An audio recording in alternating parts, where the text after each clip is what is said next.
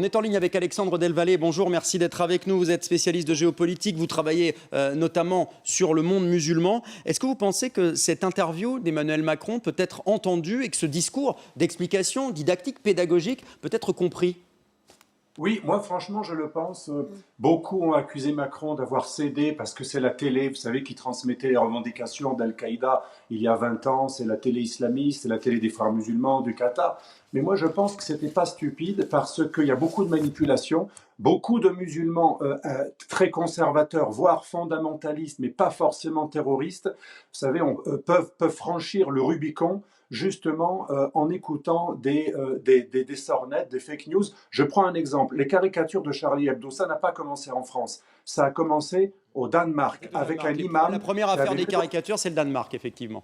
Oui, et cet imam qui avait lancé cette... Parce qu'au départ, cette affaire était passée sous silence. Un imam fanatique, proche des frères musulmans, a transmis les caricatures du journal Jelly Posten. Il a rajouté des choses beaucoup plus vulgaires.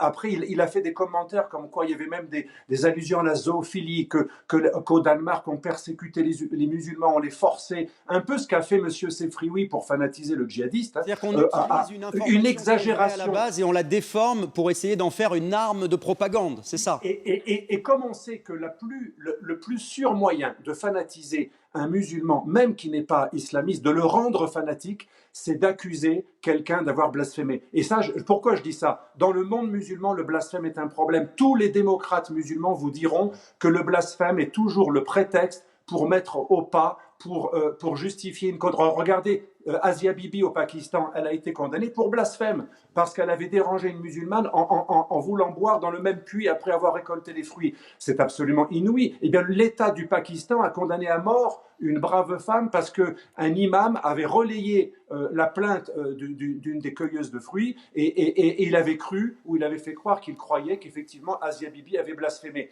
C'est un combat non pas uniquement contre la France, c'est le combat à l'intérieur du monde musulman. Le blasphème est le prétexte numéro un pour fanatiser des gens. Et malheureusement, c'est facile puisque l'islam n'a pas connu de réforme. Il y a une salafisation des esprits depuis que l'Arabie saoudite a l'argent pour répandre sa vision la plus dure de l'islam. Alors, restez avec nous, Alexandre Delvalle. Je voudrais faire réagir Christian Proutot sur ce dont on parle depuis tout à l'heure. Ce qui est terrible, et ce qu'on entend, c'est qu'effectivement, il y a... Oui, je pense que c'est très important de rappeler que la Belgique, l'Angleterre et la Suède sont trois pays beaucoup plus islamiquement corrects que la France. En Angleterre, les médias ont interdiction de diffuser les caricatures de Charlie Hebdo. Toutes les précautions sont prises. En Angleterre, d'ailleurs, la loi n'a pas encore supprimé sur le papier le délit de blasphème. En Belgique, il y a une très très grande frilosité de ce point de vue. Et pourtant, ces pays, l'Angleterre, la Belgique et même la Suède, sont régulièrement les cibles d'attentats islamistes. Inversement, le Danemark, qui a été le premier à lancer les caricatures, à défendre des caricaturistes avec une crise diplomatique énorme.